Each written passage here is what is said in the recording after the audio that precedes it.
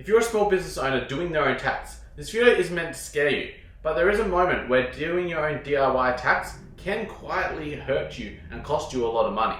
I'm here to explain to you what actually happens, why this occurs, and how you can fix it. So to start with, DIY tax, doing it yourself, works quite well to start with, and there's a lot of reasons why. You start out, it's quite simple. You have one income stream. You don't have a lot of different expenses. You normally just set up as a sole trader. Maybe it's even a side hustle. And therefore, doing it yourself makes sense. You want to understand what's going on with your business. You want to start to learn the basics of tax so that when your business grows, you can have a good understanding. Something I always say to people is, how would you know if an accountant is doing a good job if you don't even know the basics yourself? So doing it yourself to start with does actually make quite a lot of sense.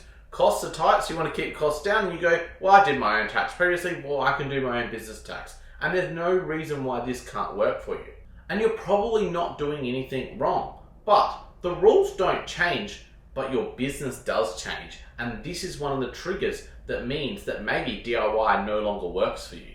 So what is the turning point? Well, it's not a particular moment. It's not a letter from the ATO or a major tax change. Instead, it's a shift. It's a shift in your business. Your business has started to change. And it's one of these things starting to happen. Maybe your turnover has crossed the $75,000 threshold. You're now registered for GST and you go, I don't know how GST works. I don't know if my spreadsheet stacks up. Maybe it's that cash flow feels tight. You're making profit, but cash flow is still tight. If this is the case, you might start to go, maybe I need some help here. Maybe it's the moment where you start delaying tax decisions. You go, this is too hard, I don't know what to do. I'm just going to defer it to the future. Or maybe it's the moment where you start Googling things like, should I be a company? When should I be switching over to a company? Am I in the right structure? If any of these things are starting to happen, maybe the DIY model is starting to break for you. The problem with DIY tax is a lot of time it's very reactive.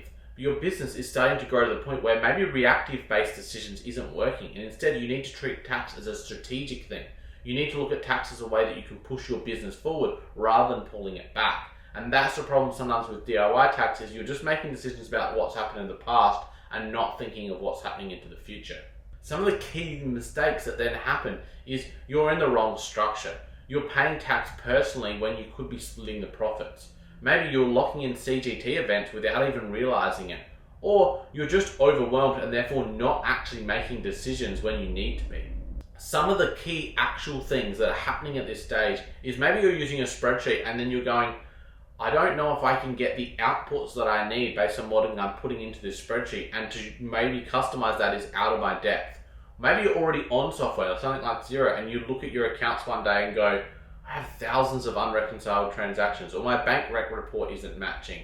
I've got all these unpaid suppliers and unpaid invoices, but I'm sure I've paid them.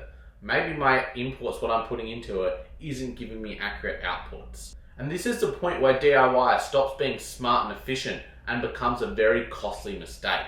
Now, before I jump into a bit of a real world example, if you're already screaming going, this is me, I need help, my business Rooshock Accounting would love to help. We work with a various range of different small business owners, from those that are just hitting this DIY stage where they're going, I need help, through to people with employees and doing, millions of dollars of turnover a year.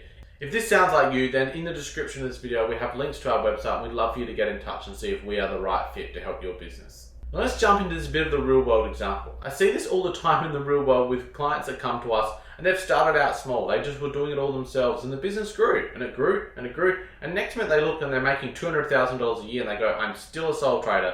I'm making 200 grand a year. And maybe they've purchased a vehicle and they go, oh, I don't know what to do. I've got to do my BAS, and then they don't do their BAS and they push that decision making out. Or maybe they go, I just don't know how to claim it, so I'm not going to claim it all, and they just do their BAS without it. And next minute they go, I'm in a big mess here. They look across to friends that are in the same industry of a similar size and they go, well, they've all switched over to companies and I don't even know what a company is. Should it be a trust? How do I bring my partner into this? What do I do?